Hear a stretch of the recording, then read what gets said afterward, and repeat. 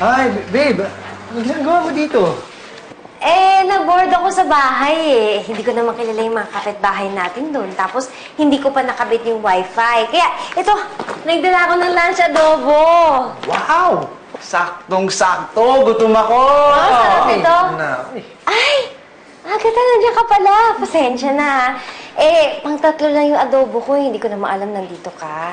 Nako, don't worry, Happy. It's okay. Alam mo, hindi rin kasi ako kumakain ng adobo. Alam mo na, nakakataba, di ba? So, at saka alam mo, lately kasi napapansin ko na parang nagigain na ako ng weight. Tingnan mo, di ba? Ang taba-taba ko na. Di ba? So, ayun, naisip ko na lang na magdarin ng sarili kong food. Fruits, vegetables. Ayun. Anyway, guys, labas na ako kakain, ha?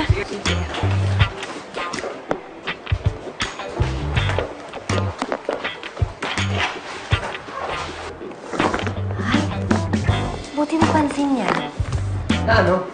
Parang tumaba nga yung braso niya, tsaka parang lumaki nga yung bewang niya. Tumaba siya. Teka, kain na tayo. Ito na yung adobo. Wow, sarap. Init. Bro, bigyan kaya natin ng trabaho si Happy dito sa car shop natin. Trabaho na trabaho? Gwardiya. Kasi ang galing niya magbantay sa'yo. Pangon niya na.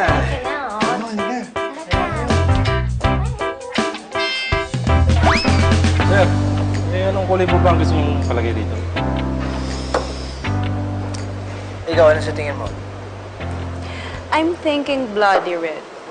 Mas exciting and mas maganda yung kulay. Kung sa bagay, karamihan sa mga customers natin naghahanap ng pulang kotse. Hindi ka bagay. Wala? Ay, ibig ko sabihin, ba't niyo papalitan? Naisip namin palitan yung kulay eh. Ano sa tingin mo? Ako, opinion ko lang. Sayang naman kung pula, iba pa rin ang original.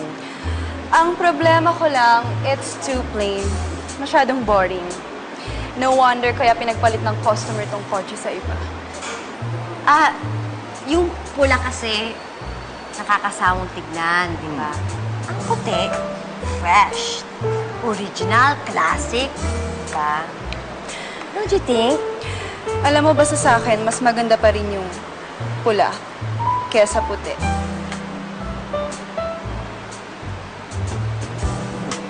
Ano, boss? Pula o puti?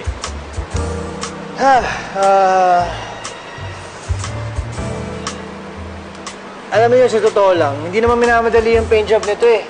Mas marami pa tayong kailangan i-prioritize sa trabaho. Kaya ang buti pa, pag-iisipan ko muna siguro.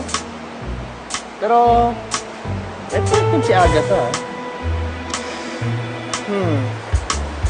Sweetheart, ayaw mo ng puti?